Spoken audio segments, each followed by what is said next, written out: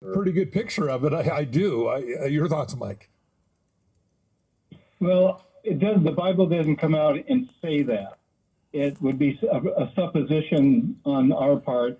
We can put a picture together and say this is a period of rest, but the Bible doesn't say this is his Sabbath. Right. That's right. But it is a possible picture of it. Like I said, you got 6,000 Exactly. years and then a 7,000th rest, which it appears that this is pretty close to the way the world is right now on the Jewish calendar. What's the Jewish calendar year right now, Mike? 700. 5779 or something like that.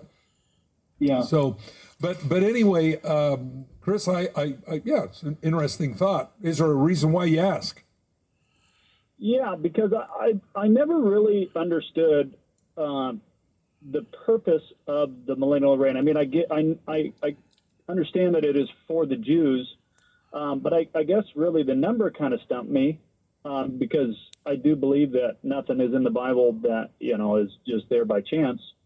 So I was thinking about it, and kind of one day when I was reading it, kind of a thought came into my mind where that it does seem like the Jews are going to be the anointed ones, through the tribulation, so they will go into the millennial reign. So the millennial reign, I guess you could say, would be for the Jews, and I guess the 1,000-year mark kind of represented in my mind what the Sabbath would be for us. Well, there's going to be more than just the Jews go into the millennial reign. Anybody that has not taken the mark of the beast, Gentiles in particular, will go into the millennial reign of Christ. Your thoughts, Mike?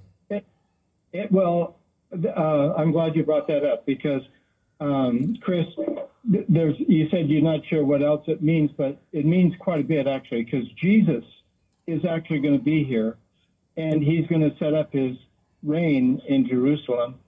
And at the end of 1,000 years, Satan, who's going to have a huge chain around his ankle and he's going to be put down into the bowels of the earth, he's going to be released, and he's going to come out on the earth. And Isaiah says during that period of time, a child shall be 100 years old. So the atmosphere is going to be changed. The weather and the climate is going to be hospitable to human beings. And that's why I think longevity will be going on. But at the end of it is where we see why it went on.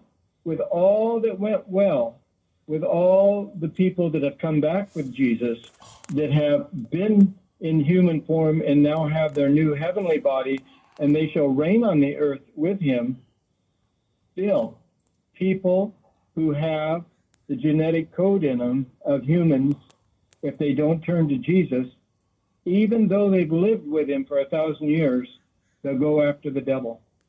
And so I think a big picture is that the judge of all is showing how patient and how loving he is with all of us, and that he is justified in his judgment against mankind, not because he's mean, but mankind has evil in his heart continually.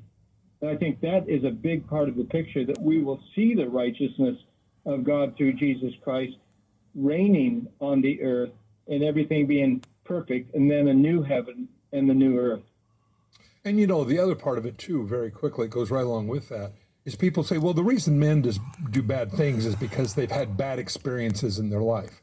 Yeah. Imagine living in a perfect environment, perfect food, perfect government, perfect everything, the world restored, if you will, back to a Garden of Eden type of setting, and man still rebels against God. It shows and it proves, I believe, that part of the millennial reign of Christ is to prove to all of humanity that it's not within man to live righteously. We are born with an old sin nature. When we sin, it doesn't make us sinners. It proves what we are, and there's a big difference. So I hope that answers it for you, Chris. It does. That was great. Thank you. God bless you, Chris. Stay online. Send you out